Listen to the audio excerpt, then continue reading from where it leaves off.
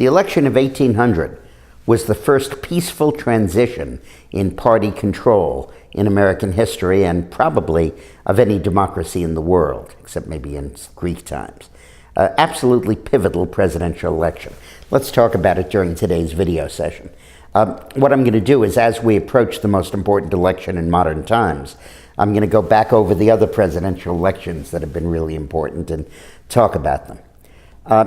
In 1796, John Adams was elected president, defeating Thomas Jefferson. New York was really the swing state, and Jefferson focused all of his energies in 1800 on winning New York State. In the very first video that I did about 8 months ago, I talked about the political deal that permitted him to win New York State. And just to summarize it quickly, he worked hard on getting Republican, who were his allies, legislators out of debtor's prison and gave them loans from a new bank he established with the state funds that permitted them to get out of jail and vote. And that gave Jefferson a majority in the state legislature, and he carried New York. But as the election began to approach, people in this country were scared to death that this would be the end of the American democracy. Because if Jefferson won, would the Federalists peacefully hand over power? Would they let what they considered to be a Jacobin mob, reminiscent of the French Revolution, would they turn power over to them?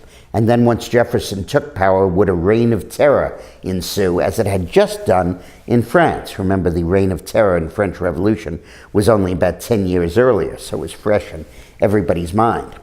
Well, the interesting thing about the election turned out to be that when the balloting was closed and everybody voted, Aaron Burr, who was the Republican candidate for vice president, and Thomas Jefferson, the Republican candidate for president, got the same number of electoral votes.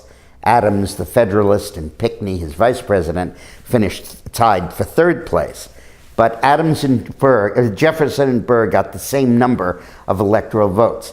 See, the deal was then that whoever got the most would be president, whoever got second most would be vice president. And what was supposed to happen was one elector who was going to vote for Jefferson and Burr would throw his vote away and would not vote for Burr. He'd vote for somebody else, so Burr would have one less than Jefferson and would be the vice president.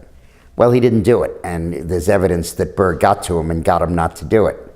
And of course, Jefferson assumed Burr will just step aside because it's so clear that he's set to be vice president, but he didn't know his customer, Aaron Burr.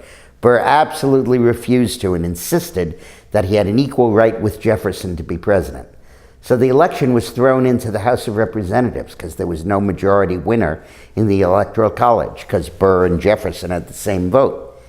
And the Federalists in the House of Representatives decided to vote for Burr. They hated Burr. They never liked him, but they hated Jefferson too, and they loved the idea of embarrassing Jefferson by having a prolonged stalemate. And then they thought if they could get Burr as president, he might be easier to beat. And the balloting went on for weeks and weeks and weeks. There was a real chance that we could have a deadlocked government in our first transition of power.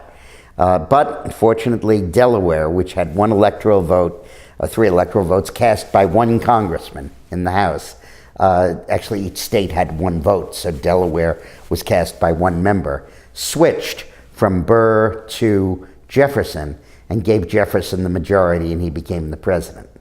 And then the most amazing thing happened. In Jefferson's inaugural address, his first words were, "We are all Federalists, we are all Republicans." And it ushered in a period of forgiveness and bonding and national unity and a determination not to go the way France did. A crucial moment in our history. Thanks for watching.